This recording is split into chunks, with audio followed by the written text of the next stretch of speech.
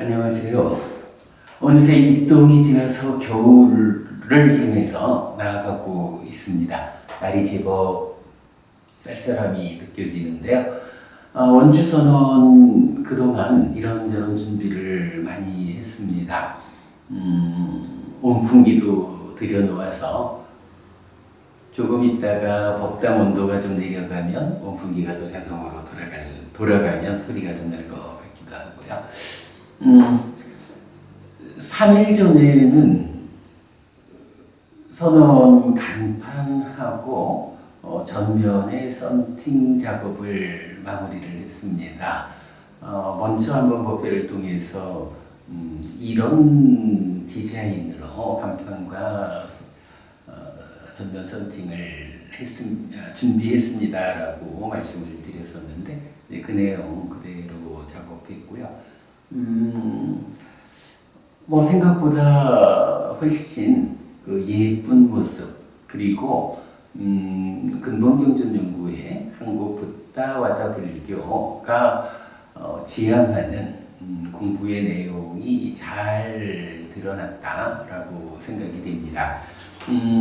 앞으로 우리가 어떤 공부를 지향하고 있는지 계속 더 소개를 드리게 되겠습니다만은 오늘은 간판을 달던 날 있었던 한 가지 덤처럼 얻은 이야기를 좀 드리려고 합니다. 작업을 다 마치고 이제 그 공사하신 분들이 짐을 챙겨 떠나려 하는데 보니까 우리 선원이 1층이라고는 하지만 내리막길에 대해서 실제로 1.5층과 같다 말씀드린 적이 있습니다만은 그래서 한 10개 정도의 계단이 있는데 그 계단 칸칸이에 앞서 선원을 사용하던 분들이 붙여놓은 작은 광고판들이 있는 거예요. 그래서 제가 이제 작업하신 분들한테 미안하지만 요것을 좀 떼어주면 좋겠다. 이게 우리 것이 아니다 라고 말씀드렸더니 그분 말씀이 이거 붙여놓은 것은 아깝습니다. 떼버리지 말고 스님이 여기에 맞는 문안을 만들어 주시면 그대로 추가해서 작업을 해드리겠습니다 라고 말씀을 하셔요. 그래서 그러면 그리 하십시다. 제가 문안을 드리지요 하고 이제 보내드렸는데 그리고 나서 계단을 보니까 요만한 판이 6개가 붙어 있는 거예요. 그래서 제가 간판과 전면 썬팅을 필요한 작업을 했는데 계단을 올라가면서 붙여놓은 요 작은 판들은 그야말로 덤으로 얻었구나. 이렇게 덤으로 얻은 6개의 어떤 글을 적으면 그야말로 공부하러 선원을 찾아오는 분들에게 좀 도움이 될 수 있을까라고 생각을 해봤어요. 그 이야기 오늘 좀 드리려고 합니다. 우리가 이제 경을 공부하다 보면 몇 가지 세트로 나타나는 법들을 볼 수가 있어요. 그래서 대표적으로 몇 가지 보자면은 제가 신자의 삶의 형성을 위한 신행의 축이다 라고 말할 수 있는 것은 5계를 지키는 거, 보시하는 거, 이 5계와 보시라는 두 가지 법이 주어지고요.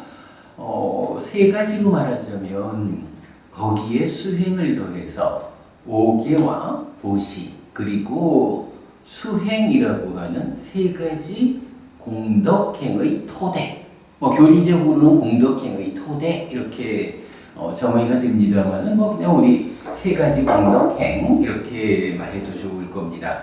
여러분 공덕을 만드는 행위가 어떤 것이 있을까? 복을 만드는, 복을 짓는 행위가 어떤 것이 있을까라고 할 때 바로 오계와 보시 그리고 수행이라는 세 가지 공덕행이 있다라는 것을 경전이 알려주고요. 그런가 하면 또 특히 제가 신자를 기준으로 말하자면 이 신행에 아주 근본이 되는 네 가지가 주어지는 게 있는데 바로 믿음, 오계, 보시 그리고 지혜의 네 가지죠. 지난번에도 다복하고 풍요로운 삶을 살고도 죽어서는 하늘에 태어나는 이런 방법이 있을까요? 라고 부처님께 질문드렸을 때 부처님께서 바로 이 네 가지 답을 주고 계시고요. 사실 믿음과 오계와 보시와 지혜라고 하는 이 네 가지는 굉장히 다양하게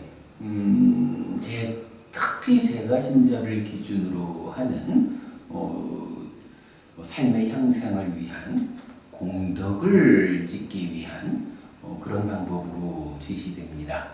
대표적으로 누구나 원하지만 얻기 어려운 것들을 얻는 방법 이렇게도 나타나고요. 서로 사랑하는 부부가 죽을 때까지 이렇게 서로 마주보면서 사랑하면서 살다가 죽어서 다음 생에 또다시 부부로 만나서 그런 사랑하는 삶을 이어가는 방법이 있습니까?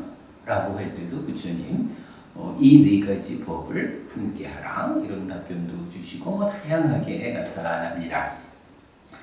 그런가 하면 이제 다시 그 제게는 5가지로도 연결이 됩니다. 공덕을 짓는다, 복을 만든다라는 이 주제 가운데 특별한 한 가지 개념으로 내가 원하는 세상에 태어나는 방법이 있을까? 하늘에 태어나는 방법이 있을까? 요 태어남과 관해서 좋은 태어남, 원하는 태어남, 하늘에 태어나는 결과를 만드는 그런 방법으로는 요 네 가지의 중간에 배움을 하나 더 넣어요. 그래서 믿음과 오계와 배움 그리고 보시와 지혜라는 5가지 이 5가지 법은 원하는 세상에 원하는 곳에 태어나는 방법이 되고 죽어서 하늘에 태어나는 방법이다라고 여러 경전을 통해서 제시가 되죠. 그런가 하면 이제 7가지 재산 이래가지고 이제 히리 오따파라는 개념이 들어가요. 히리라고 하는 것은 자책에 의한 두려움 이렇게 말할 수 있고 오따파라는 것은 남의 책망에 대한 두려움 이렇게 말할 수 있는데 우리 초불련에서 양심, 수치심 이렇게 번역하는 교리 용어죠. 그 히리 오따파를 포함하는 이제 7가지로서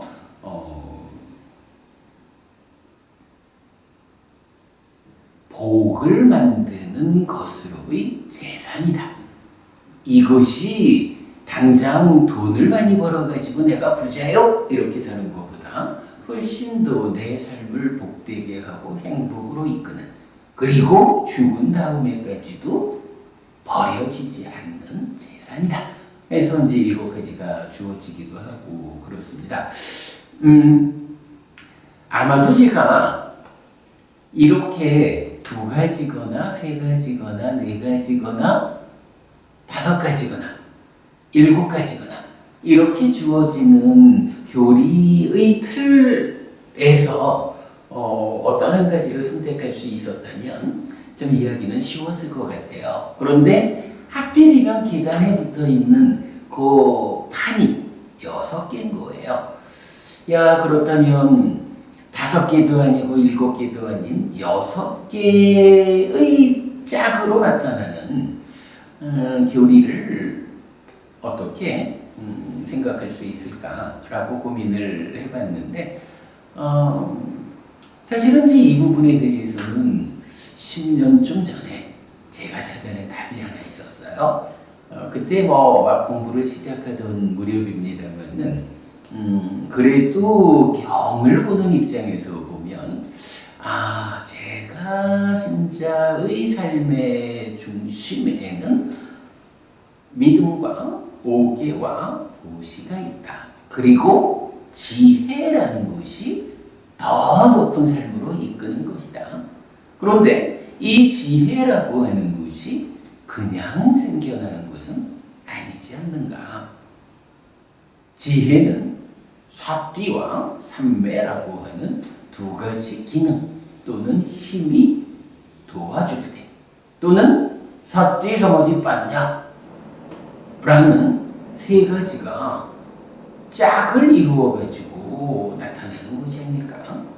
그렇다면 믿음과 오개와 보시와 지혜라고 하는 이 4가지 법은 좀 더 상세한 확장된 개념으로 말하자면 믿음과 오개와 보시와 사띠와 사마디와 만냐, 이렇게 6가지로 쓸 수도 있겠다. 그렇다면 이거는 일반적으로 세간의 삶에서 행복을 추구하는 제가 신자의 삶의 측면에서 믿음과 오개와 보시, 그리고 더 높은 삶을 지향하는 수행자의 영역에 대해서 사띠 사마디 빠냐 라는, 그래서 제가 저와 출가자를, 수행자를 아우르는 신행의 기법이지 않을까 라고 해서 6가지를 만들어 본 적이 있었어요.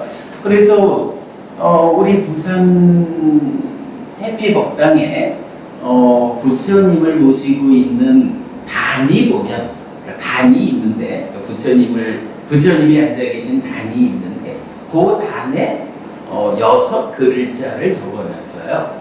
신, 시, 계, 염, 정, 해, 그렇게 되죠.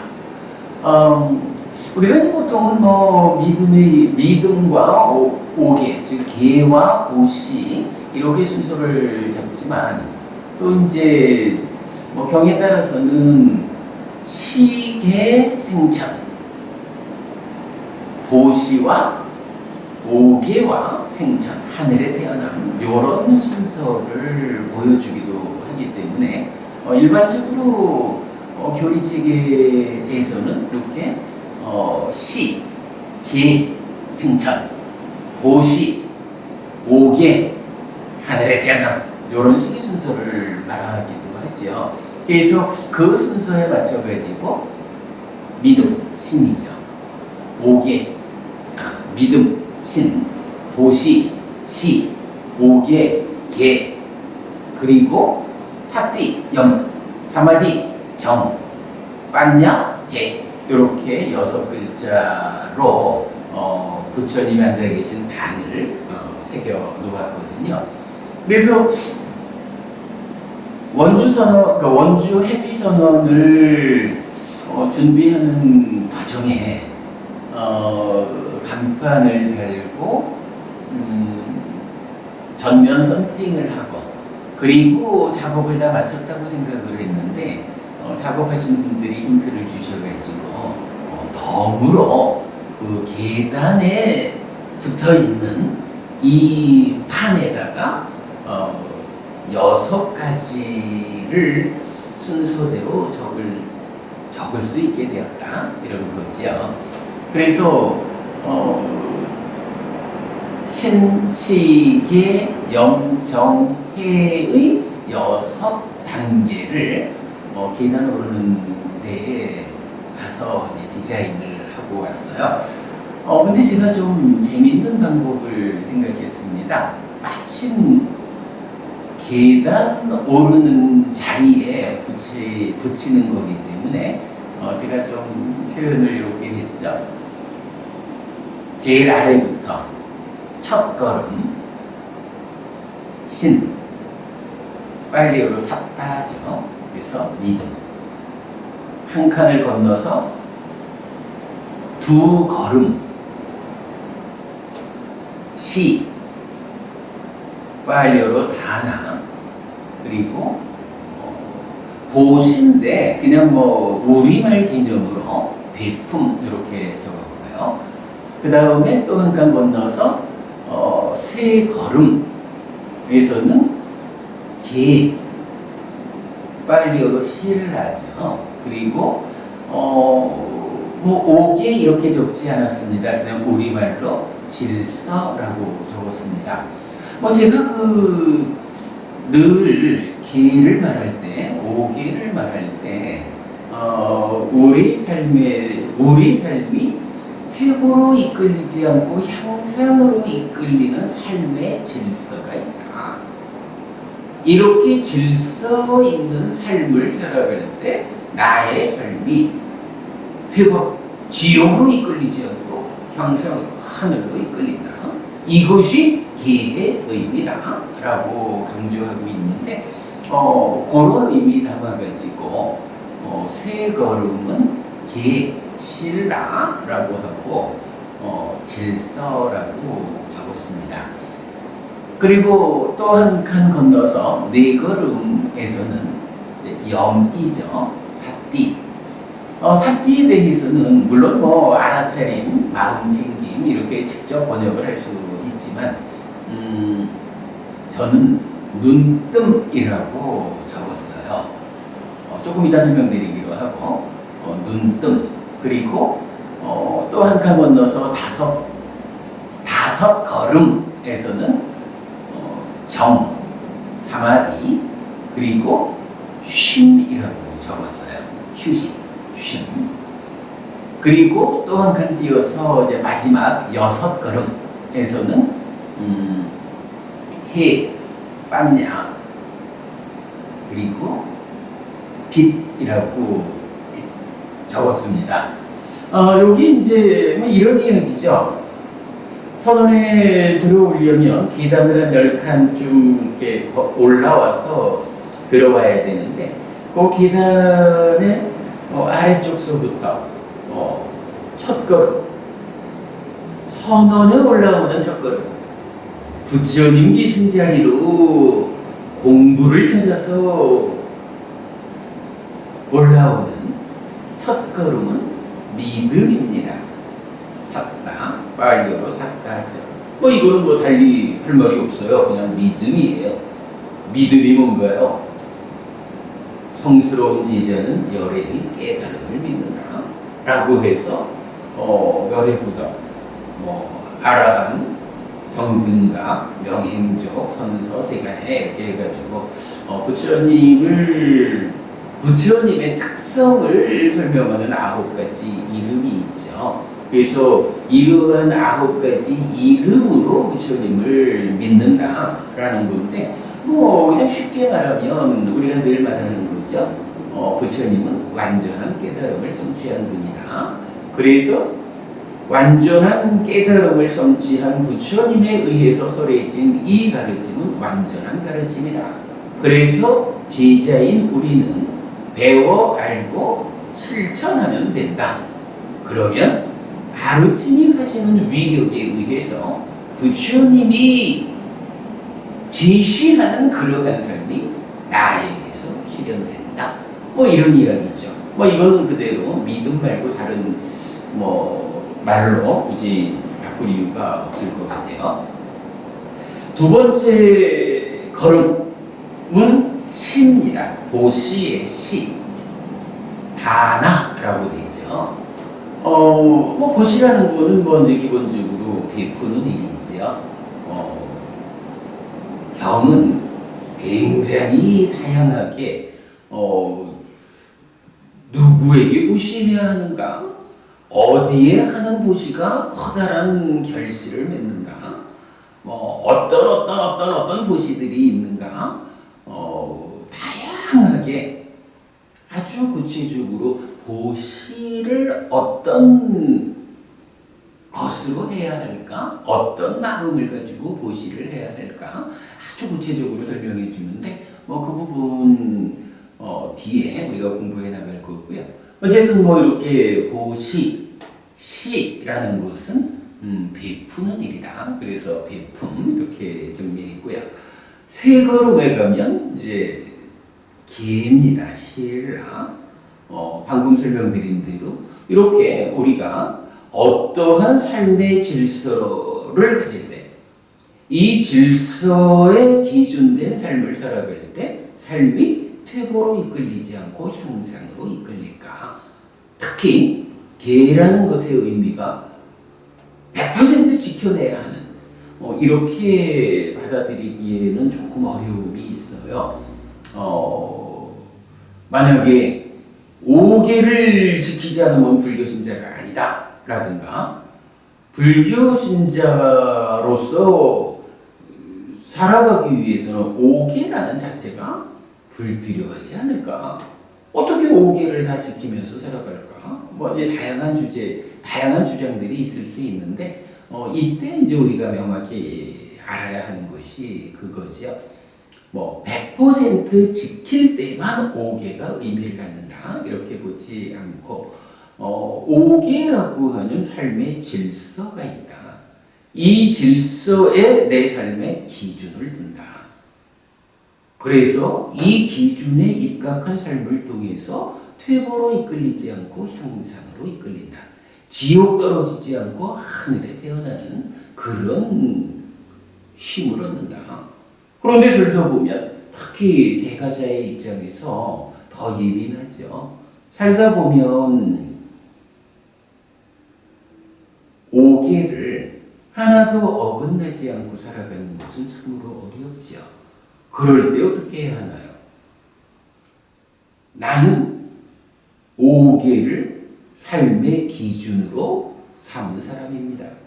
살다 보니 어쩔 수 없어서 내가 이러저러하게 계를 어기는 상황이 만들어졌다 해도 그 계를 어긴 그 상황을 단박 발견, 삿디하는 거죠.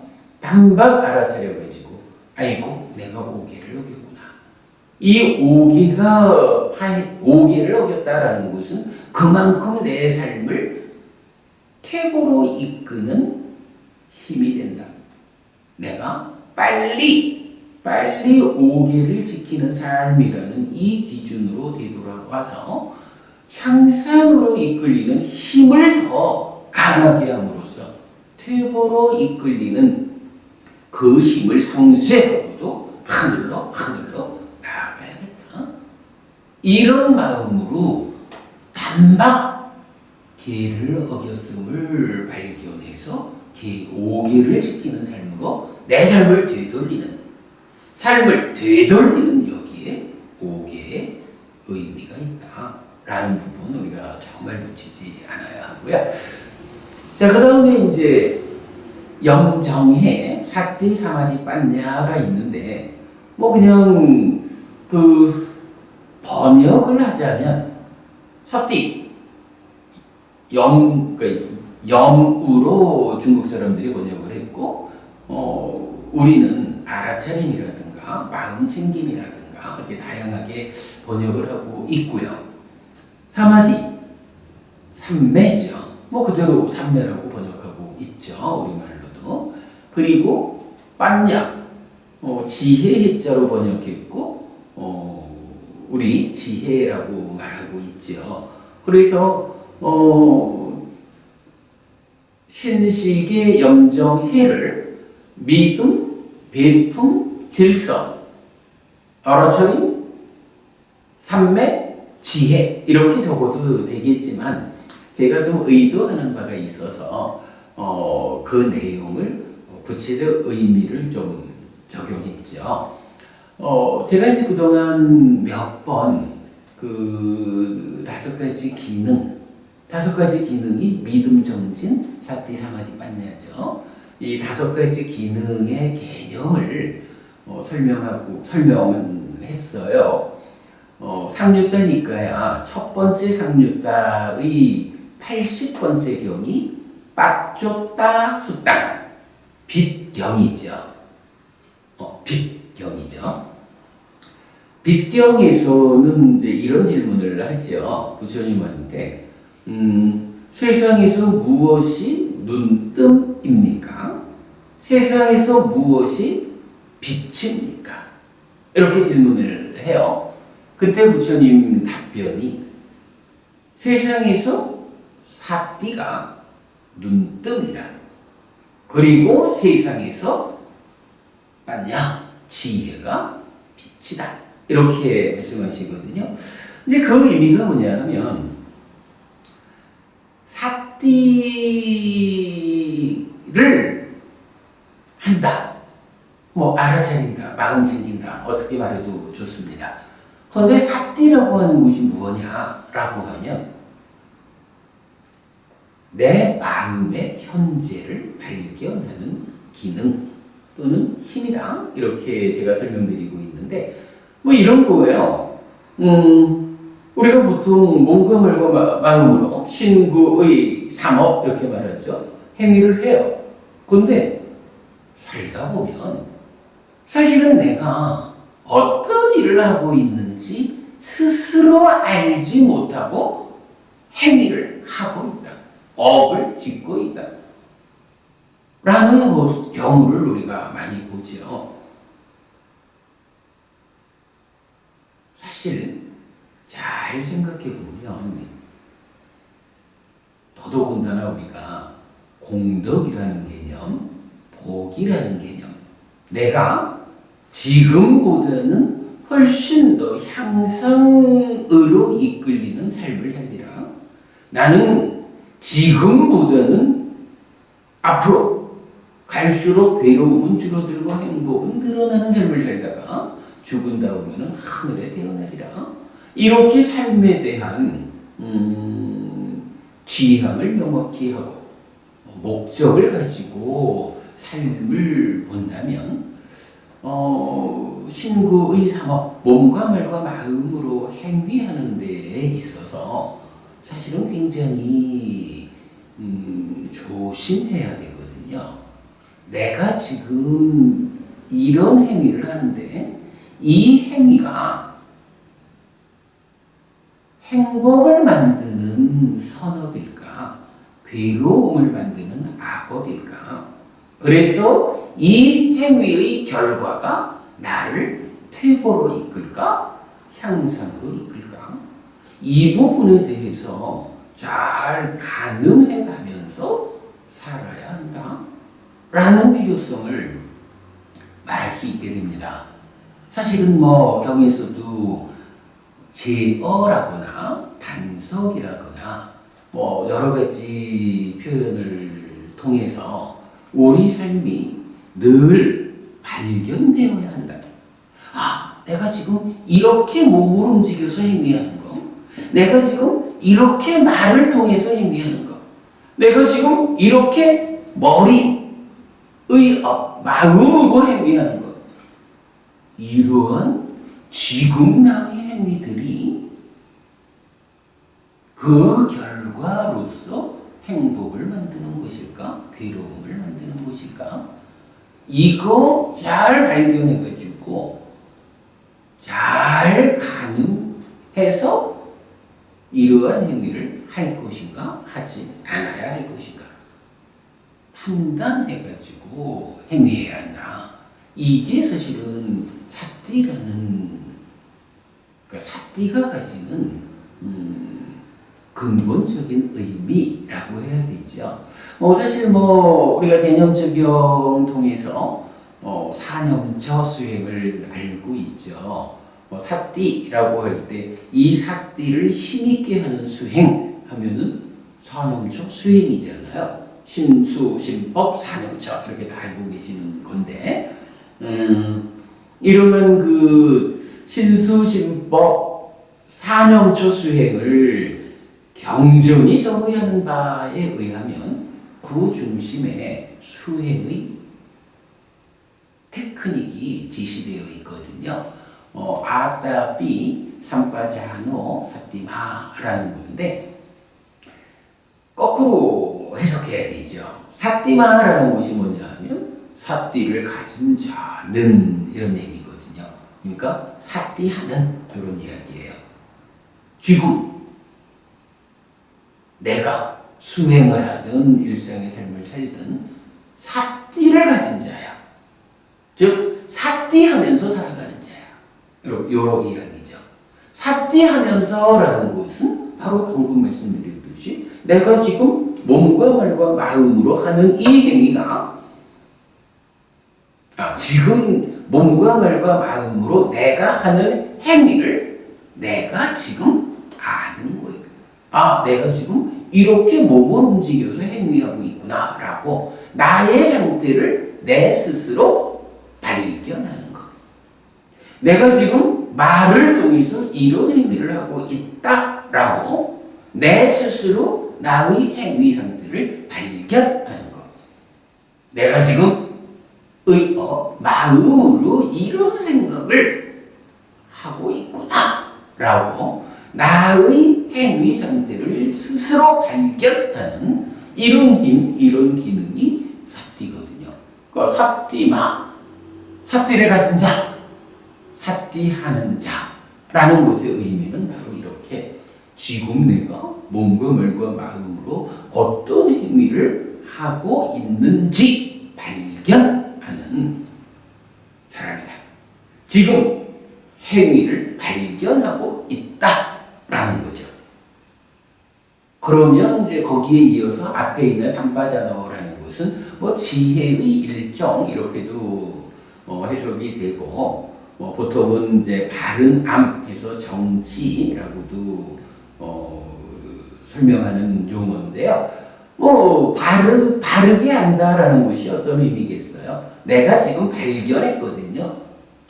내가 지금 이런 행위를 하고 있구나 라고 발견을 했는데 이 발견된 상태에 대해서 그렇잖아요. 내가 지금 어떤 일을 하고 있다라고 보기는 봤는데 이게 잘하는 일인지 잘못하는 일인지 그거 모르면 발견하라고 안 하죠. 삼파자나 정지, 바른 알미라는 것은 바로 그 의미예요. 내가 발견한 이 상태가 잘하고 있는 것인지 못하고 있는 것인지 내가 발견한 이 상태가 나를 행복으로 이끄는 행위인지 괴로움으로 이끄는 행위인지 향상으로 이끌리는 행위인지 퇴보로 이끌리는 행위인지 여기에 대해서 판단하는 거죠.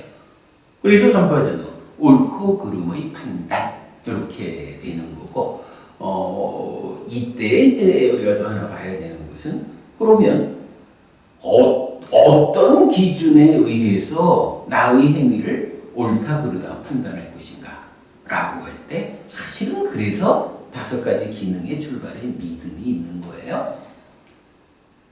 믿음.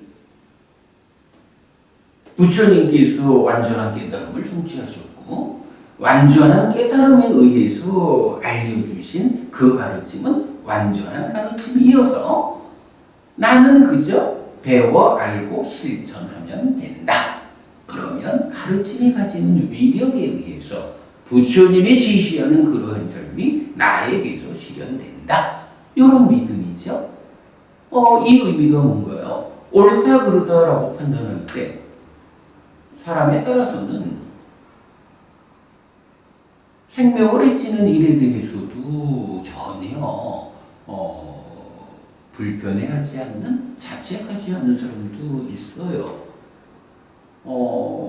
우리가 제가 더 설명드리지 않아도 세상에는 많은 종교, 많은 가르침들이 있고 그 교리에 의해서 수행하는 일을 그렇게 불편해하지 않는 그런 가르침들도 많이 있습니다. 그런데 부처님은 어떻게 말하나요? 5개의 첫 번째가 불살생해서 다른 생명을 해치지 말라 이렇게 하죠. 그러면 사람들에 따라서 어떤 종교를 가졌느냐, 어떤 믿음을 가졌느냐에 따라서 나의 행위가 옳은지 그른지를 판단하는 근거가 달라지는 거예요. 이럴 때에 우리는 부처님의 지자입니다. 스승이신 부처님께서 제시하신 그러한 삶의 기준을 근거로 옳고 그름을 판단합니다. 이렇게 되는 거죠. 그래서 삼파자너 옳고 그름의 판단이라는 데에서 판단의 기준은 믿음이다. 믿음, 부처님 가르침은 완전한 가르침이다. 라는 이러한 믿음이 확고할 때 부처님께서 불살생 불토도 불성 불망어 불량설 불악구 불기어 간탐진해 사견 이런 10가지 업, 즉 10악업은 괴로움을 만드니까 하지 않아야 한다. 불살생 불토도 불성 불망어 불량설 불악구 불기어 불간탐 부진의 정견 이라는 이 10가지 행위는 행복을 만드는 좋은 행위이므로 적극적으로 행해라. 이런 기준이 정해지는 거거든요. 자, 그래서 이제 여기까지를 보면 그런 거예요. 우선은 내가 몸과 말과 마음으로 지금 어떤 행위를 하고 있는지 내 자신이 나의 행위를 발견하지 못하면 아무것도 못하고 일단 발견하는 자를 전제하고 이렇게 발견된 것이 옳은지 그른지를 믿음에 근거해서 판단하는 것 삼파자나죠. 그리고 그 앞에 있는 아따비는 노력인데 노력이라는 것은 이제 어떤 노력일까요? 발견되고 옳고 그름이 판단되었으니까 이제 노력은 뭐 단순하죠. 그름은 버리고 옳음으로 돌아가자. 나의 행위 상태가 발견되었는데 이런 믿음에 근거해가지고 판단해보니까 아이고 이거는 잘못된 거요? 잘못하고 있어. 퇴보로 이끄는 그릇된 삶이요? 라고 한다면 그 그름은 버리고 올바름으로 돌아가는 노력을 해야 된다라는 거죠. 그리고 역으로 발견해서 판단해보니까 이거는 잘하는 거요. 행복으로 이끌리는 올바른 삶이요. 라고 하면 여기선 또 불교적인 표현이 나오죠. 그 옳음은 유지하는 가운데 향상으로 나갑니다. 향상으로 이끄는 노력을 한다. 이렇게 설명되죠. 우리가 뭐 대념적용을 비롯해서 많은 경전들에서 삽디를 말할 때, 사념처 수행을 말할 때 이렇게 신수, 신법 4가지에 대해서 몸에서 몸을 이어보며 머문다. 아따삐 삼파자너 사띠마 하면 세상에서 간탐과 고뇌가 제거된다. 이렇게 신수신법으로 반복되거든요. 그래서 모든 불교 수행에서는 그 근거가 되는 수행의 테크닉이 바로 아따삐 삼파자너 사띠마. 어쨌든 발견해야 됩니다. 내가 지금 어떤 행위 상태에 있는지 발견해서 발견한 자는 그것이 믿음에 근거한 옳고 그름의 판단이 진행돼야 하고 그 판단의 결과에 따라서 그름은 버리고 옳음으로 돌아가는 노력, 옳음은 유지 향상하는 노력. 이것이 어떤 불교 수행에서도 그 바탕이 되는. 아무튼 이 아따삐 삼파자노 사띠마를 벗어나는 수행은 불교 안에는 없다. 이렇게 봐야겠죠. 물론 뭐 사념처의 완성된 토대 위에서 사마타 비파사나가 진행되는 뭐 이런 점으로 보면 사마타 비파사나는 좀 예외가 아니냐 이렇게 말할 수 있지만 그것도 사실은 예외는 아니죠.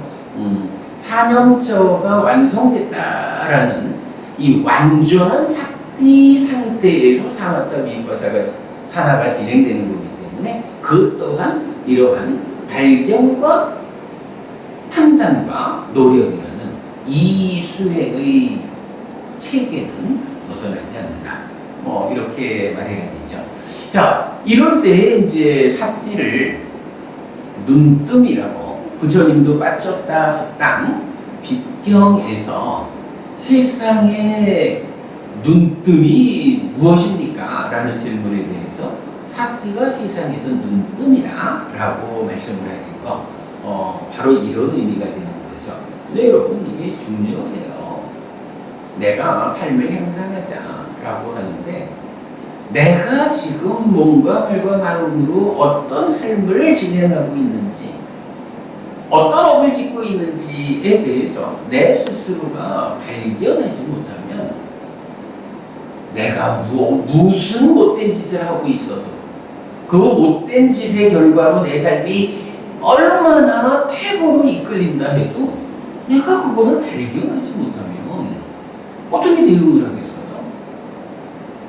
내가 이러한 행위는 이러한 삶은 퇴보로 이끌리는 삶이다. 그러므로 이러한 행위를 제어하고 향상으로 이끌리는 삶으로 바꿔야 한다. 이런 노력을 통해서 행복으로 나아가는 삶에는 어쨌든 그 출발에는 내가 지금 무엇하고 있는지 아는 것이다. 삿띠다. 그것을 표현하기를 나의 행위에 대해서 달리 말하면 내 마음의 현재에 대해서 내 마음의 현재 마음이 어떤 상태고 마음이 몸과 함께 어떤 일을 하고 있는지 내 마음의 현재를 발견하는 이것이야말로 삶의 형상을 위해서 눈을 뜨는 것이다. 이렇게 부처님 설명해 주는 거죠. 그런데 이제 여기에서 다시 부처님은 빠졌다스강 세상에서 무엇이 빛입니까? 라고 할 때 지혜가 세상에서 빛이다 이렇게 말씀하시거든요. 그럼 그것은 무슨 의미인가요? 아까 제가 삼빠자나가 지혜의 일종이다 이렇게 말씀을 드렸는데 결국 옳고 그름의 판단이라는 거죠. 눈을 떴어요.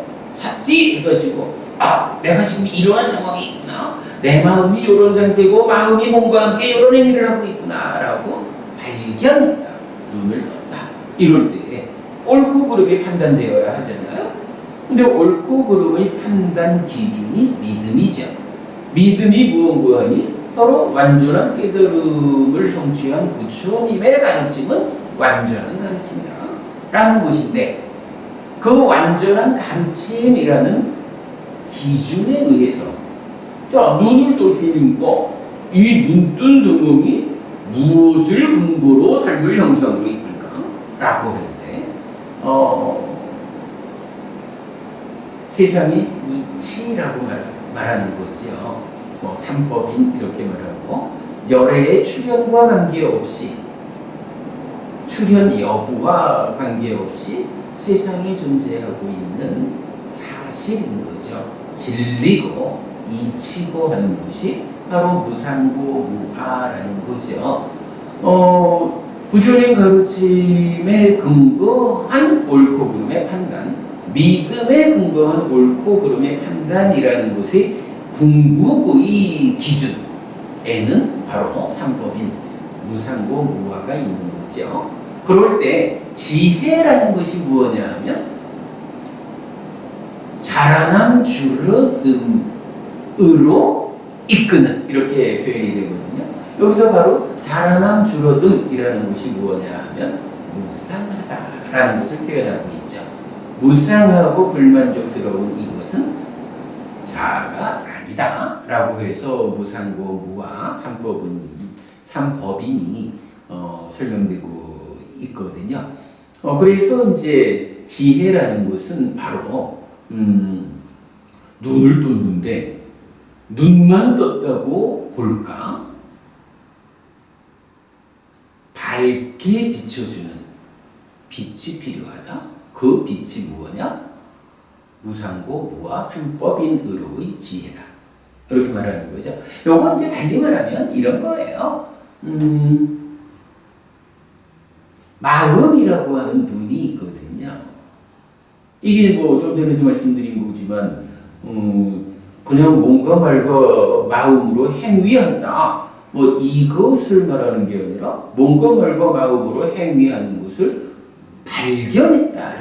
발견하는 것으로서 눈뜸을 정의한다라고 할 때, 그러다면 그때 눈이 무엇이길래 삿띠로서 눈을 뜨는 것일까? 이럴 때는 내 마음을 중심에 두고 마음이 세상을 보는 것, 세상을 만나는 것, 이런 상황이기 때문에 일단 이제 눈이라고 하는 것은 마음인 거예요. 그러면 이 마음에 대해서 마음의 현재를 발견하는 것이 눈을 뜨는 것인데 그게 삿띠다. 그리고 이렇게 눈을 떴을 때 어디로 이끌리는 것이냐? 라고 할 때 무상고무와 자라남 줄어듦이라고 하는 지혜로 이끌리니까 이 지혜라는 것이 바로 어디로 갈까요? 무상고무하러 가자. 자라남 줄어듦으로 가자. 라고 하는 길 안내자로서의 빛 등불의 역할을 해주는 이런 거죠. 뭐 생각해보면 이제 이런 이야기를 이제 정리하면 그렇습니다. 마음이라는 눈이 있어요. 근데 눈만 있다고 우리가 세상을 보는가 하면 그러진 않은 거죠. 눈이 있어도 보는 일을 하기 위해서는 필요한 게 있어요. 첫째로는요, 눈 감고 있으면 못 봐요. 눈을 떠야 되죠. 눈이 떠져야 보이는 거거든요. 그런데 눈이 있고 눈을 떴다라고 해서 다 보나요? 아마 제가 지금 여기서 스위치를 딱 눌러가지고 법당에 불이 꺼지는 순간 안 보일 거예요. 그러면 눈이 있어도 보기 위해서는 눈을 떠야 하고 그 다음에 빛이 있어야 되거든요. 마음이라고 하는 눈이 세상을 온전하게 보완해야겠다라는 이 일을 하는 데는 첫째로 눈을 떠야겠는데 그 눈등이 삿띠다라는 거고, 거기에 빛이 있어야 보겠는데 그 빛이 지혜다라는 거를 이제 빠쪼다스당에서 부처님 삿띠와 빠냐로서 정의해주고 있어요. 근데 이제 그런 상태에서 그러면 물론 뭐 이제 눈이 있고 눈을 떴고 빛이 있으니까 보겠죠. 그런데 본다라는 거하고 잘 본다라는 것은 또 좀 차이가 날 수 있어요. 잘 보기 위해서는 눈을 뜨는 것과 빛 두 가지 말고 또 한 가지 필요한 조건이 있어요. 그게 뭔가 하면 내가 보고자 하는 것을 붙잡아야 돼요. 내가 보고자 하는 대상에 주목해가지고 내 마음이 그 대상으로부터 떠나지 않아야 돼요. 자, 제가 지금 눈앞에 있는 캠코더를 보고 있거든요. 그러면 눈도 떴고 빛도 있고 내 눈이 캠코더에 딱 집중이 되니까 캠코더를 보면서 내 앞에 있는 곳이 캠코더라 라고 알 수가 있어요. 근데 만약에 제가 좀 산만해가지고 눈도 떴고 빛도 있지만 계속 이리저리 고개를 돌리다 보면 그저 지나는 결에 캠코더가 눈에 들어오면 캠코더인가 보지 하고 돌아가요. 이 캠코더를 이곳이 캠코더다 라고 정확하게 받아들이지를 못하는 거예요. 물론 지나는 길에 캠코더 이럴 수는 있지만 내가 캠코더에 주목해가지고 캠코더에서 흔들리지 않는 캠코더를 붙잡았을 때 이것이 캠코더다. 캠코더 안에 이러이러한 것이 있다.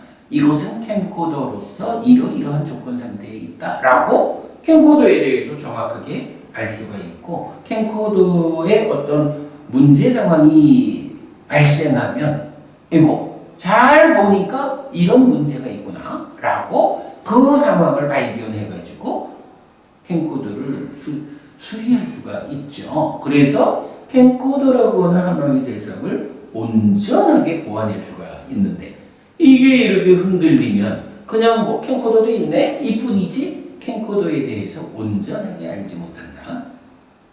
그래서 방금 말씀드렸듯이 본다라는 것과 잘 본다라는 것이 다르다라는 측면에서 보면, 눈이 있고 눈을 뜨기도 했고 빛도 있지만 또 한 가지 중요한 것은 그 대상을 붙잡아야 한다. 내 마음이 대상을 주목해야 한다. 대상에 집중되어야 한다. 요게 뭘까요? 바로 이게 사마디, 삼매라는 거죠. 그래서 잘 보기 위해서는 저처럼 보는 자인 눈이 잘 보기 위해서는 사띠라고 하는 눈을 뜨는 힘이 있어야 되고요. 삼매라고 하는 대상을 붙잡는, 대상을 쭉 해서 집중하는 힘이 있어야 되고요. 거기에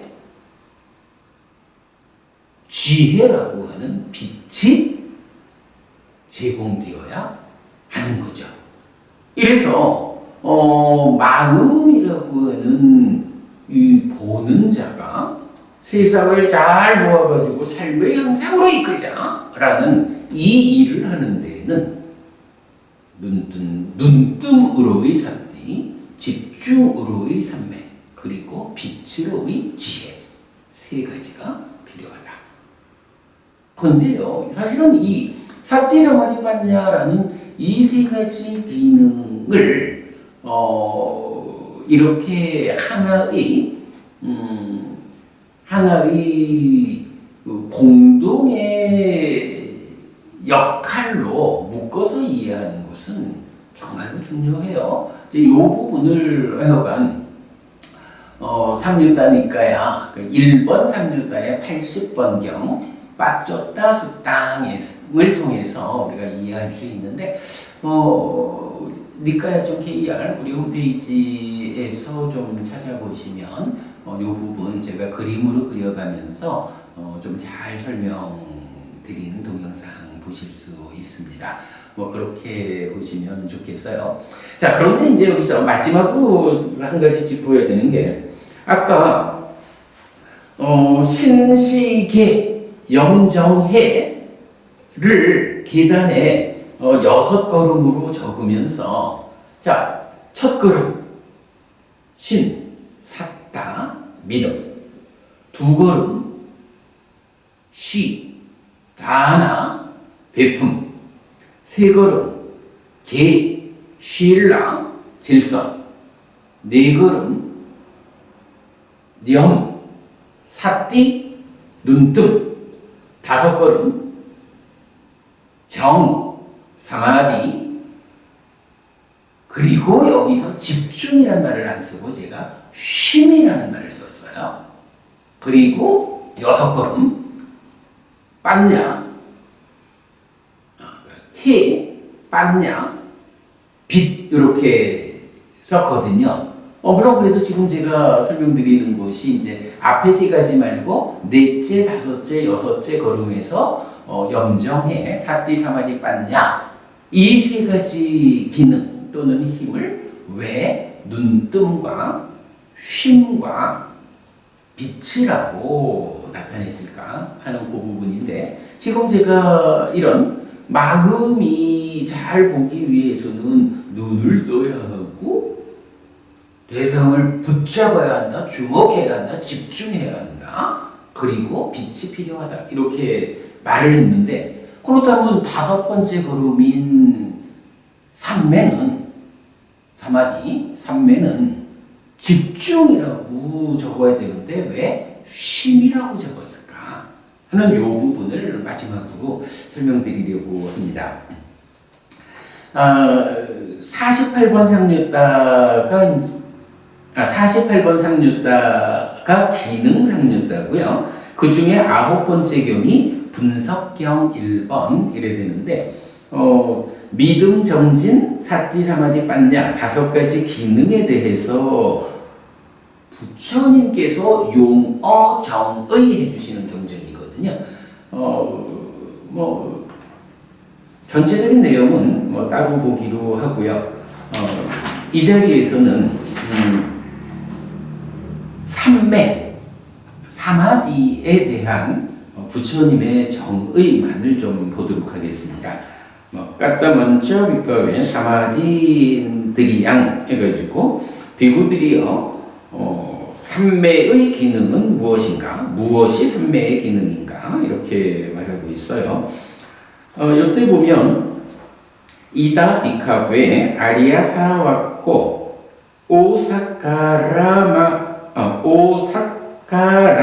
오사카람마낭 까리뜨와 라바티 사마딩 라바티 찌따사 에까까땅 이다 무차티 비카베 사마딘들이양. 그래서 제가 비구들이여 무엇이 삼매의 기능인가? 여기 비구들이여 성스러운 제자는 대상의 양도를 행한 뒤에 또는 대상에서 쉬면서 삼매를 얻는다. 심의 집중 상태를 얻는다. 이것이 비구들이여 삼매의 기능이라고 불린다. 이렇게 이제 번역을 했어요. 자, 여기서 제가 그 삼매를 집중이라고 나타내지 않고 쉼이라고 휴식한다. 휴식이라는 의미의 쉼이라고 표현한 그 부분을 좀 설명하려는 건데요. 여기에 이제 단어가 하나 있어요. 아리야 사왔고 하면 성스러운 제자는 이 얘기고 오사카 아람마난 까리뜨와 이랬는데 아람마라는 것이 이제 대상이라는 의미고요. 까리뜨와는 이제 하다, 행하다의 절대체예요. 이럴 때 오사카라고 하는 단어가 초점이 되는 단어예요. 오사카, 영어로는 relinquishing, relaxation, handing over, donation, gift 이런 단어인데 여기에서 보면 이제 relinquishing 하면 양도, 넘겨준다는 얘기죠.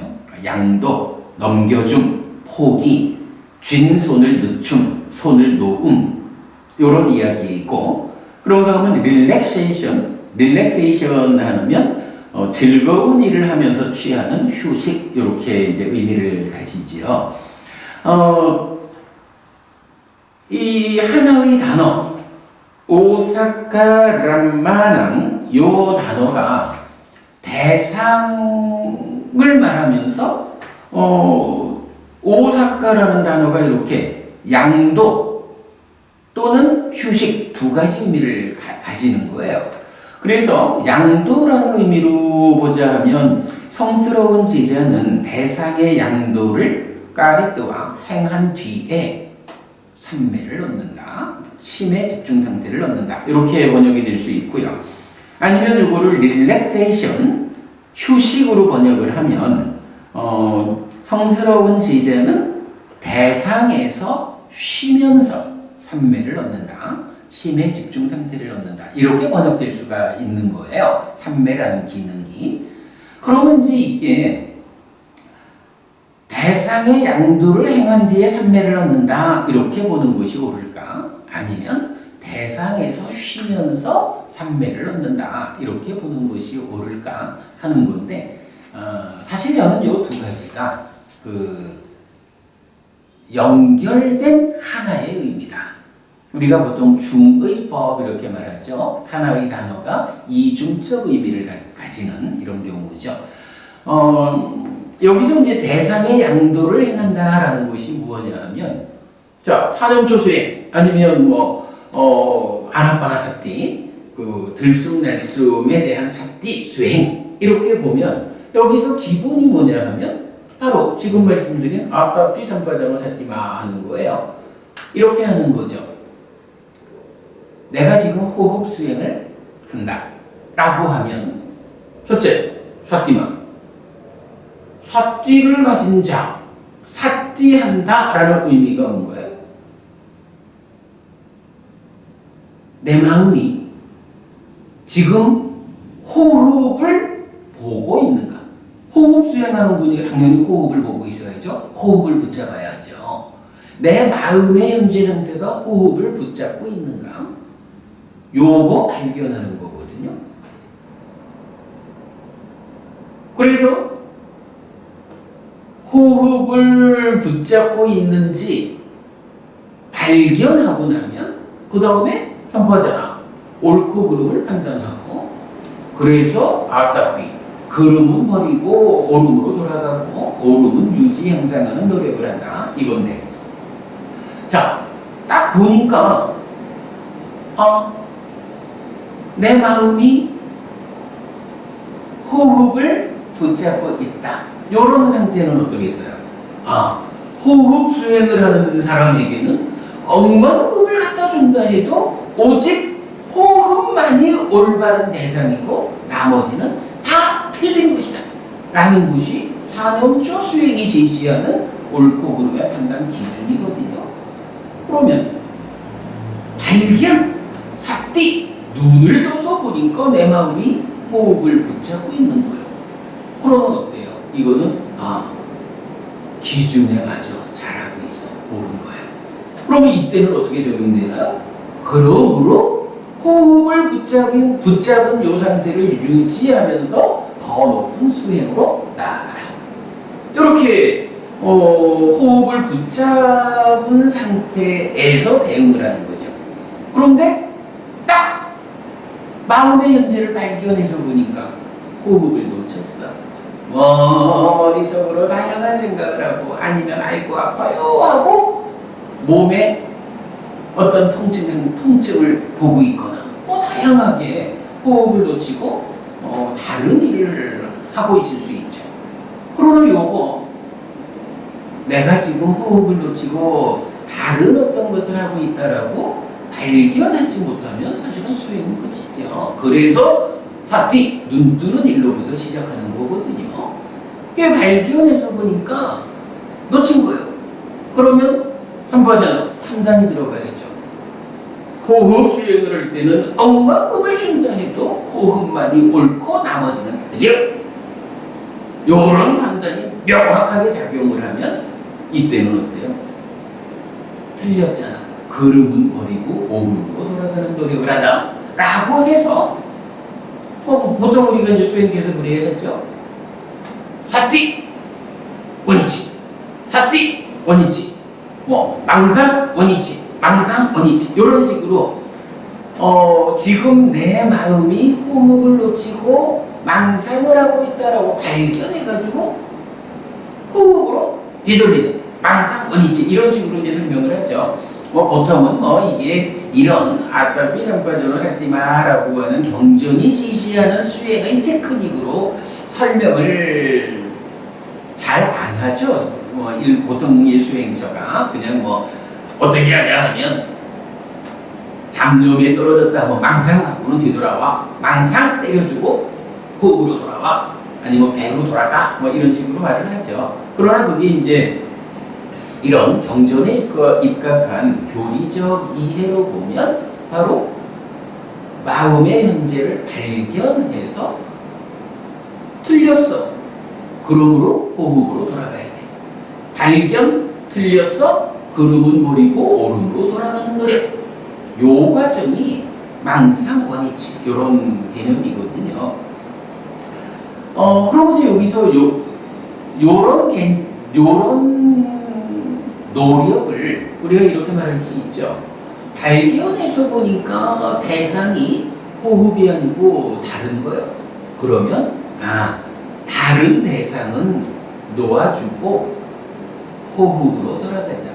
그렇다면 대상이라는 측면에 대해서 마음아 대상을 그쪽 대상은 넘겨주고 호흡으로 돌아가자. 이제부터 마음이 붙잡아야 하는 대상은 오직 호흡뿐이다. 모든 그러니까 많은 현상들이 주변에 있지만 대상이라는 측면에서는 오직 호흡 하나다. 대상은 호흡에다가 양보하자. 오직 호흡만이 하나의 대상으로 존재해야 하니까 모든 다른 대상들은 다 좀 비켜주라. 호흡의 대상을 양도하자. 이런 식의 의미로 오사카 아라마 대상의 양도를 행한다라는 번역이 가능한 거예요. 대상을 양도한다. 호흡으로. 이런 개념이죠. 그런데 이렇게 이제 대상을 양도한다라는 것은 알겠는데, 그러면 대상에서 쉬면서라는 것은 또 어떤 의미일까? 라는 건데요. 요거는 사실은 좀 교리적으로 여러 경전들이 이렇게 묶여져야 돼요. 근데 이제 그 중에 대표적으로 보리단경이라는 경이 있어요. 이 경에서는 뜻밖의 정보를 줍니다. 아니비설신의 6네이처. 요건 이제 뭐 어쨌든 인식 주관이죠. 색성향 미처법 6네이처. 인식의 객관이에요. 이 네이처와 웨이처를 놓고 보리단의 비유를 가지고 부처님이 정말 우리가 이해하고 있는 거하고는 상반된 가르침을 설하는데, 보리가 익으면 베어가지고 뭐 옛날식이니까 이제 도리깨질을 하는 거죠. 타작을 해요. 그러면 보리단의 입장에서는 도리깨꾼이 타작하는 만큼 두들겨 맞는 거예요. 그런데 경에서는 6명의 도리깨꾼이 번갈아 가면서 타작을 한다. 도리깨질을 한다. 이렇게 말하거든요. 그러니까 아니비설신의 6네이처와 색성향 미처법 6웨이처를 두고 인식작용, 감각작용이 일어나는데, 그 장면을 보리단을 타작하는 그 과정에다가 비유를 하는 거예요. 그러니까 이건 네이처가 됐든 웨이처가 됐든 어느 한쪽은 보리단이어서 두드려 맞는 자가 될 거고, 어느 한쪽은 도리깨꾼이 되어서 때리는 자가 되겠죠. 제가 그동안 여러 번 이 경을 소개하면서 법부님들한테 질문을 했어요. 아니비설신의 6네이처가 보리단일까요? 아니면 색성향 미처법 6웨이처가 보리단일까요? 6네이처가 보리단이다라는 것은 인식주관인 내가 색성향 미처법을 인식하는, 감각하는 그 감각작용이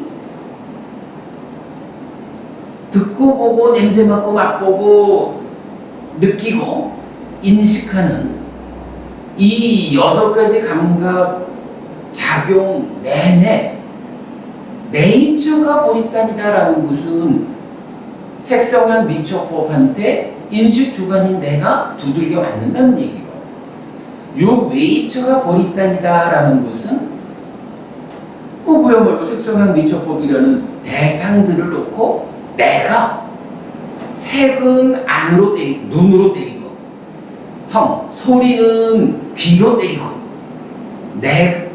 아니비설신의인 내가 때리는 자가 되어가지고 색성향 미처법이라는 대상을 때린다. 이런 경우가 되거든요. 이럴 때 둘 중에 어떤 경우가 네이처가 보리단일까 웨이처가 보리단일까 이렇게 질문하면 거의 뭐 99%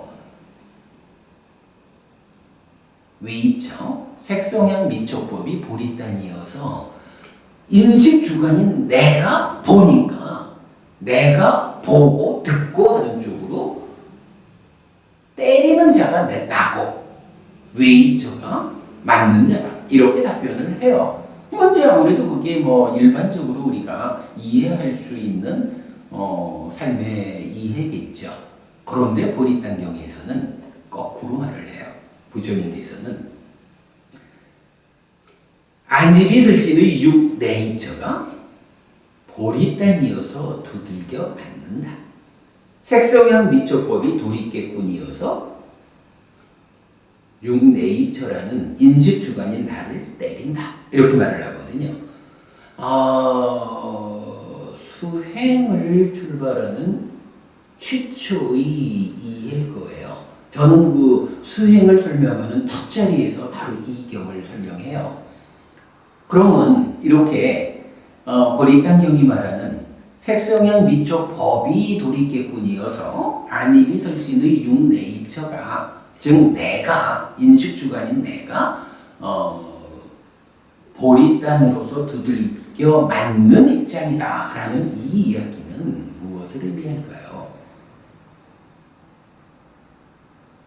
사실은 내가 눈을 떠서 눈에 들어오는 어떤 대상을 본다라고 말하는 요 시각적인 인식이 내가 본다라는 주도적인 입장으로 보다는 무언가 강한 시각적 영향력을 가진 것이 내 눈을 때린다. 나는 내가 저것을 보아야지라고 주도적으로 어떤 것을 보는 것보다는 무언가 내 눈을 강하게 잡아끄는 어떤 것이 내 눈을 때리는 것이다. 거꾸로 보는 거죠. 아마 이게 우리 왜 저기 어린아이들 있잖아요. 저기 젖먹이 아이들이 텔레비 켜놓으면 광고만 나오면 광고 보잖아요. 어른들이 광고를 연속극적으로 딱 돌리면 아이가 울어요. 광고 보여달라고. 그게 뭐겠어요? 광고는 강렬하잖아요. 그 강렬함이 어린아이의 눈을 때린 거예요. 어린아이가 광고를 보려고 주도적으로 쫓아간 게 아니고 연속극보다는 더 강한 영향력을 가지고 광고가 눈을 때리는 거예요. 끌려가는 거예요. 눈이. 요런 개념. 소리도 그렇죠. 소리도 내가 어떤 소리를 들어야지라고 주도적으로 세상에 대응하기 이전에 어떤 강한 영향력을 가진 소리가 귀를 때리면 그 강한 영향력의 소리에 두들겨 맞은 그쪽으로 내 마음은 끌려가서 그 소리를 자의해서 듣는다. 이런 개념이 되는 거거든요. 그리고 문제는 이렇게 색성현 미촉법 중에 가장 강하게 지금 나의 안이비설신의를 두드리는 그쪽으로 내 마음은 끌려가서 주목하고 있는 것. 끌려가서 자의해가지고 받아들이는 이런 감각작용에 의해서 인식을 하는 거거든요.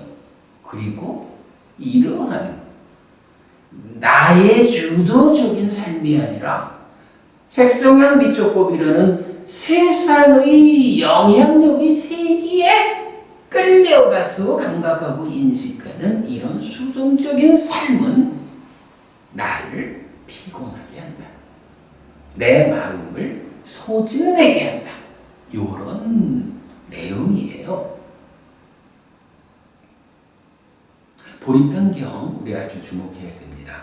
보리단경을 통해서 우리의 일상적인 삶이 내가 원하는 대로 보고 듣고 이렇게 생각을 하지만 사실은 부처님께서 지적해 주시는 바에 의하면 사실은 물론 공부되지 않은 수행되지 않은 마음이 제어되지 않는 일반적인 경우를 말하는 거죠. 이런 일반적인 사람들로는 어떤 것이 더 강한 영향력을 가지고 내 눈을 때리고 귀를 때리고 코를 때리고 혀를 때리고 몸을 때리고 마음을 때리느냐.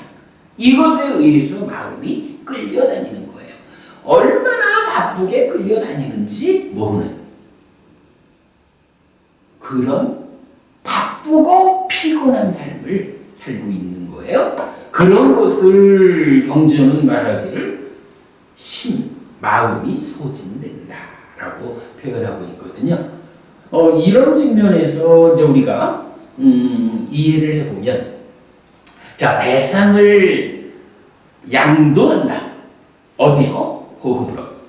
자, 대상을 양도한다라는 여기에서는 어떤 것이 작용을 하나요? 이제 산염초 수행.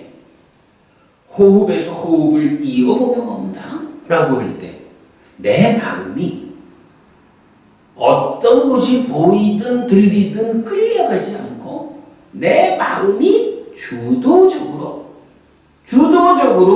호흡이라고 하는, 호흡이, 그러니까 공기가 들락이면서 코끝 어느 지점 내 마음이 멈춘 그 자리에 남기는, 공기가 움직이면서 남기는 그 흔적에다가 내 마음을 고정한다. 어떠한 것들이 나를 때리더라도 그 모든 것들로부터 대상을 호흡으로 양도해서 마음을 묶으면, 이제는 세상은 뭐 그대로 색소만 묻혀보면 그대로 있으면서 나한테 영향력을 행사하겠지만, 이제 호흡을 붙잡았다라고 하는 요것은 너희들이 아무리 와서 나를 때리려고 문을 두드려봐라. 나는 다 방어했다. 내 마음은 이제 더 이상 수동적으로 끌려가지 않고 능동적으로 호흡이 남기는 흔적이라는 이 하나의 대상으로 양도되었다, 붙잡았다, 집중되었다. 이런 상태가 대상이 양도된 상태고, 그렇게 양도하기 위해서 눈을 뜬다, 삽디 마음의 현재를 발견한다. 마음이 나를 때리는 다양한 색성의 미촉법들이 공격으로부터 다 차단하고, 내 마음을 이제는 내가 삶의 주인이 되어서 오직 내가 원하는 대로 호흡에 묶었다. 호흡을 붙잡았다. 호흡에 주목하고 있다. 호흡에 집중되었다. 이런 의미가 이제 삼매인 거죠. 그거를 이제 설명하는 게 대상의 양도 이래 되는 거고, 이런 상태를 대상에서 쉬면서라고 오사카라고 하는 단어 하나를 중의적으로 해석할 수 있는 이유는 이제 뭐냐 하면, 이제 여기서 불교 수행의 가장 큰 특징을 또 우리가 봐야 돼요. 불교 수행은요, 괴로운 수행이 아니에요. 부처님이 안내하는 대로 바르게 산염초 수행, 삼매 수행을 닦아나가는 그 과정은 행복 위에 있다. 그래서 뭐 우리가 공부가 필요합니다만은 이제 이 느낌을 말할 때 개발된 느낌이라는 용어가 나타나요. 우리가 이제 세상 살면서 뭐 괴롭기도 하고 행복하기도 하고 그러죠. 그런데 이렇게 산염초 수행을 통해서 호흡을 붙잡는 일을, 그 노력을 통해서 호흡을 붙잡기 시작하면, 이제 특히 아나파나사티 숫다 이쪽에서는 잘 자의하면이라고 표현을 하거든요. 그러니까 호흡에다가 잘 자의한 거예요. 잘 주목한 거예요. 그러면 그때 개발된 느낌이 일어난다. 개발된 느낌. 이런 표현이 나와요. 니라미사 웨다나 이렇게 말하는데,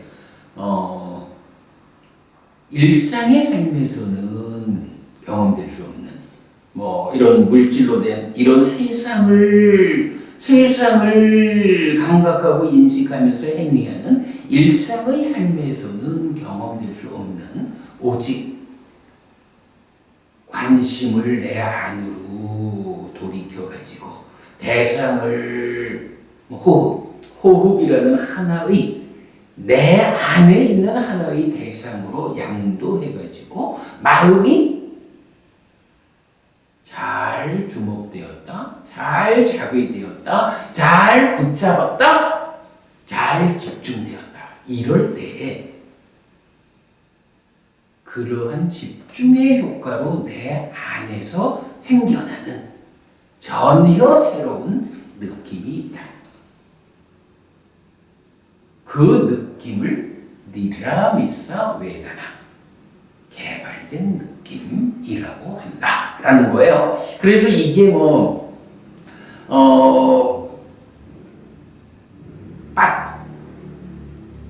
빠모짜라고 해서 환희 이렇게 번역하고, 삐띠 기쁨, 희열 이렇게 번역하고, 수카 행복, 즐거움 이렇게 번역하는 이런 환희다, 기쁨이다, 행복이다라는 게 일상의 삶에서도 다 경험되는 거지만 이게 오직 수행을 통해서 호흡을 잘 붙잡을 때 내면에서 생겨나는 수행의 결과로 생겨나는 이런 개발된 느낌으로의 환희, 기쁨, 행복이 있다라는 거거든요.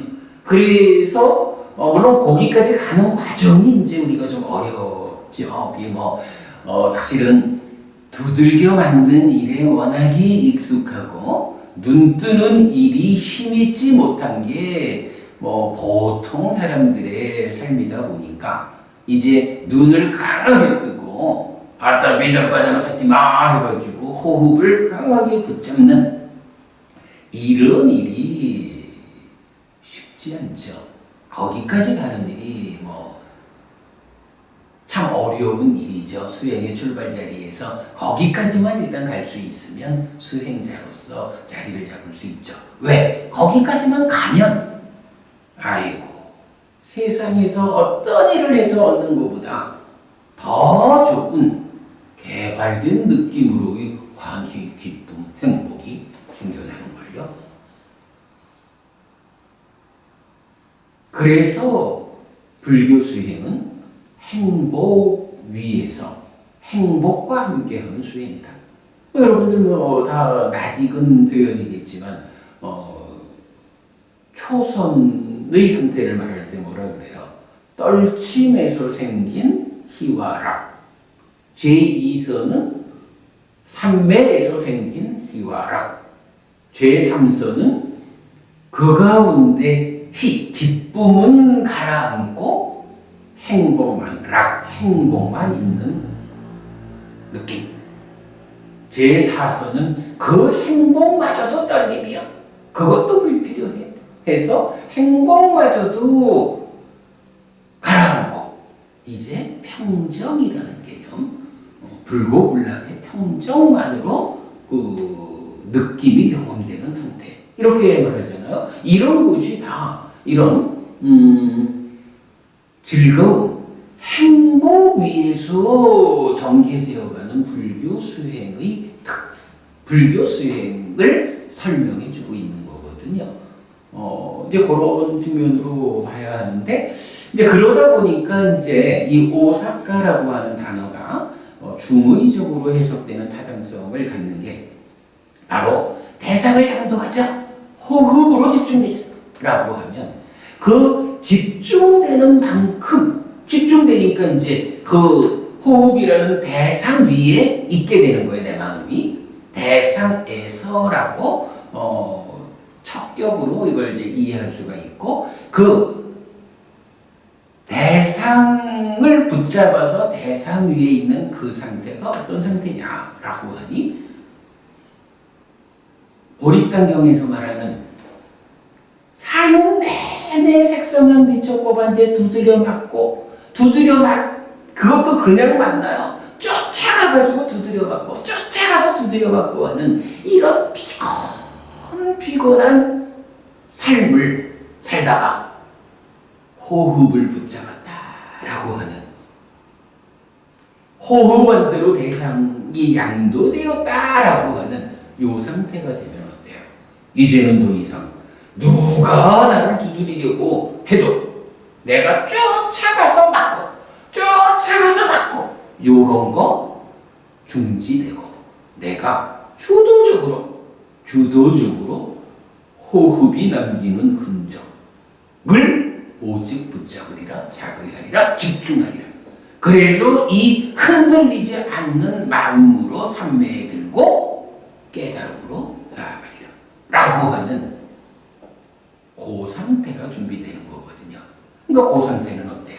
이제 더 이상 색성한 미처법이 강한 영향력을 가지고 두드리는 대로 쫓아가서 맞고 아파하는 이런 고달프고 피곤한 상태가 쉬워지는 거죠. 휴식이죠. 그래서 이 오사카라는 단어가 대상에서 쉰다. 호흡이라는 대상을 붙잡으면 그때부터는 휴식이 온다 라는 의미가 되는 거예요. 그 휴식되는 상태는 이제 개발된 느낌으로 이렇게 환희롭고 기쁘고 행복하다 이렇게 말해지는 거거든요. 불교 수행을 나타내는 아주 중요한 측면입니다.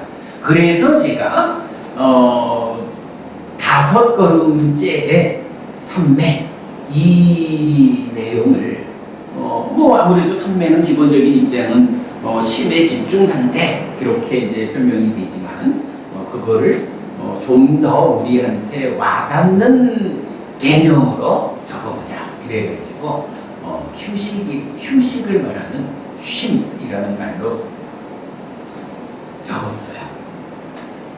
그러면 이제 6계단이 이제 첫 계단에서 믿음, 두 번째 계단에서 그러니까 보시, 베품, 세 번째 계단에서 5개, 삶의 질서. 이렇게 일반적으로 우리 불교 신자들의 그 일상적인 삶의 기준이 제시됐어요. 세 걸음 올라오면 나는 이제 불교 신자로서의 일상적인 삶을 공고히 했습니다 하는 이야기고, 그리고 나면 4걸음, 5걸음, 6걸음을 통해서는 사띠 사마디 빠냐 눈을 뜨고 그 눈을 떠서 붙잡았기 때문에 휴식하는 쉬는 가운데에 깨달음으로 나아가는 토대가 만들어지고 그 위에서 지혜라고 하는 빛으로 깨달음으로 이끌리는 요런 6계단을 다 올라오면 보통의 일상의 삶의 제어 위에서 수행을 통해서 깨달음으로 나아가는 불교의 전체 과정을 내가 지향하고 해피 선언에 들어간다 라고 하는 선언에 들어오는 마음가짐이 완성된다 라고 정리를 한 겁니다. 말이 좀 길었습니다만은 아무튼 이제 3일 전에 원조 해피선언에 간판을 달고 전면 썬팅을 좀 하고 싶은 이야기를 많이 담아가지고 정말로 부처님 살아서 직접 설한 가르침, 불교를 부처님에게로 되돌리는 불사 무엇일까? 어떻게 해야 하는 것일까?를 담아낸 상태에서 작업 마치고 가시는 분들한테 요 계단에 이전 사업자의 내용이 묻어 있으니 떼어주셔요. 그랬더니 그거 아까우니까 스님이 문구를 만들어 주시면 붙여드리겠습니다. 이래가지고 완전히 덤으로 6걸음을 적을 수 있었다. 그래서 그 6걸음으로 신시계 염정해라는 제가 신자의 신행의 기준으로부터 깨달음으로 이끌리는 출가자 수행자의 모든 영역을 포괄하는 6걸음 적었다라는 부분을 보여드립니다.